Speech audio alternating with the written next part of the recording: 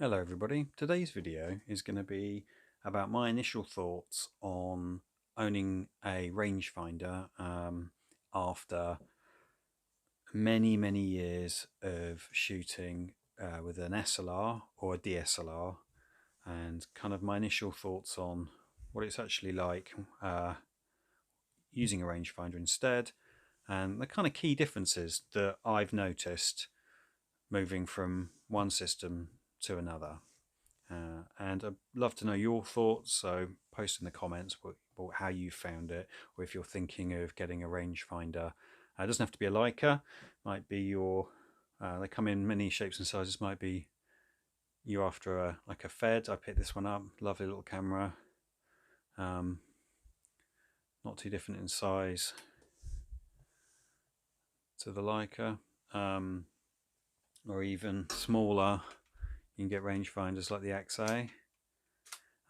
But yeah, if you're thinking about getting a rangefinder, but like me, you've spent maybe 10-15 years with DSLRs and SLRs, then this video is for you to for me to pass on some things that I've noticed to you. Okay, so the big differences that I found was the size and the weight. They're generally smaller and a bit lighter than SLRs. This one actually, I've got quite a big heavy lens on, but even so, SLRs, film SLRs are certainly bigger than rangefinders on the whole. This is quite nice having a smaller, more compact system. And this lens, for example, you turn it, push that in, and then that's quite a small camera. You sort of put them back to back like that. You can see the F2 is a bit bigger, not much, but the lenses on SLRs are bigger as well. That's the thing. So if I wanted to switch out, these are both 50mm lenses. This is a big 50, to be fair, it's a 1.2, but if we look at the 35mm lenses, so this is a 35mm lens, SLR lens, and then this is the rangefinder one that I've got. This is just a Russian one, and actually everything from here on here goes inside the camera. So show you. So that's sort of an internal element that goes inside the camera. So it's actually a very small lens. So these little screw mount rangefinder lenses are really small, whereas your average SLR lens is quite a bit bigger, and the cameras are generally a little bit bigger than rangefinders. So there's that. The SLRs do weigh a little bit more. It's not a huge difference. Actually, the M2 is quite a heavy camera, so the weight isn't a massive thing, but the size definitely is noticeable. Then, I mean, really, the big difference between shooting. So if we look at these two, they're both meterless. So it's all done with either a light meter externally or Sunny 16 or knowing your light.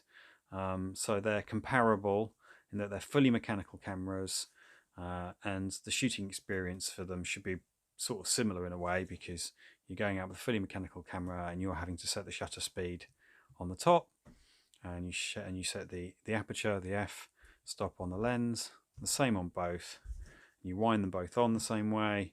The film loading is very different. The film rewind's similar. You lift that up, rewind the film's sort of similar. But the big difference, the really big difference, and it's a kind of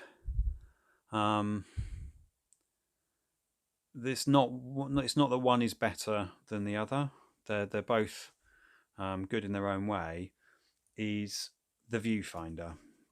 When you look through the viewfinder on an SLR, I'll go through kind of SLR first, because that's what most people will be familiar with. That's what I was familiar with, and you kind of take it for granted. So when you look through the viewfinder of an SLR, as you know, you see 100% what you're going to get on the on your photo. That's what's going to go onto the film when you press the shutter. Okay, so if I've got a 50mm lens and I look through here, I'm going to see what 50mm focal length looks like, and if I put a 35 on, then I'll see what 35 looks like. If I put a 200 on, a 300mm lens, it zooms right in because you're looking through the glass, and I'm going to see what that looks like. Okay, so that's a huge advantage because you can see what's in the frame at all times. So that's why SLRs are so popular, and that's why when SLRs kind of came in, SLR single lens reflex, so what goes through the lens, bounces off the mirror and up and through into the viewfinder. Okay, single lens reflex. That's why these became massively popular, and kind of, to be honest, started to see the end of rangefinders being the camera that everybody used, whether you were a pro photographer or an amateur. SLRs kind of really ate into the Leica market there, because that's a huge advantage, being able to see what you're going to get, and then you put a different lens on and then you see exactly what you're going to get with that focal length. That is a huge advantage, and that would be a reason to own an SLR. But so when you move over to a rangefinder, that is quite a difference, because what you're looking through here is just there. So you're not looking through the lens at all, but it has its own advantages. So it's actually not that one is worse or better. Obviously, if you can own an SLR and own a rangefinder, then you've got the best of both worlds. And so I was trying to sort of think how best to describe this to somebody who doesn't own a rangefinder or hasn't maybe used one. And so I kind of made something to try and show you. So put my cameras to one side for a minute. So when you look through an SLR, that's your viewfinder, that's what you're seeing. Okay, so if we put this is a great book, by the way, the photo book, and it's absolutely massive, and they printed, this isn't like a rare thing, they printed this book in the millions. So for such a huge book with so many thousands of pictures in it, you can actually get this book quite cheap. Okay, so when you look through an SLR, you see what you're going to get. So I've got a 50mm lens on, that's what I'm going to get, and I can move around and frame it. Okay, so I can go, I want to have it like that, I want to have it like that, and you can frame it.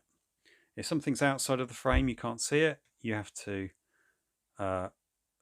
look with your other eye, if you can, if you haven't got it closed, or the camera isn't blocking your other eye, or you just have to kind of move the lens around and look and see, and then try and do your composition. Or you take the picture and then you have to crop it afterwards. Okay, and the same for DSLR or an SLR. Okay, so you can't see this white area. This is where you can't see because this is a 50mm, let's say. If I put a 200mm on, say I'm zoomed right in, then it's the same thing. I'm zoomed, so you've got the advantage of I'm seeing exactly what I'm going to see, but again, you're only seeing what you're going to get. Okay, and you can move it around, kind of think how you're going to do your composition. Okay, so that's SLR, which you'll be familiar with, I'm sure, if you shoot an SLR. Okay, rangefinder. So with a rangefinder, what you've basically got, so the dark blue is where you can't see. Okay, that's outside. That you're looking through the viewfinder of a rangefinder.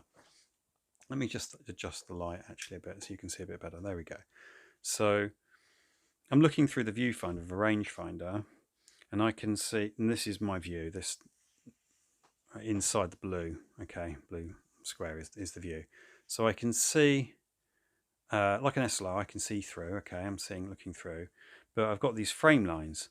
So when I've got a 50mm lens on, I'm looking at this frame line here, and in the M2, then this will come up, okay? So these other frame lines won't be here. This 90 and the 35 won't be here. Those go away, and I can just see this 50 frame line here, okay?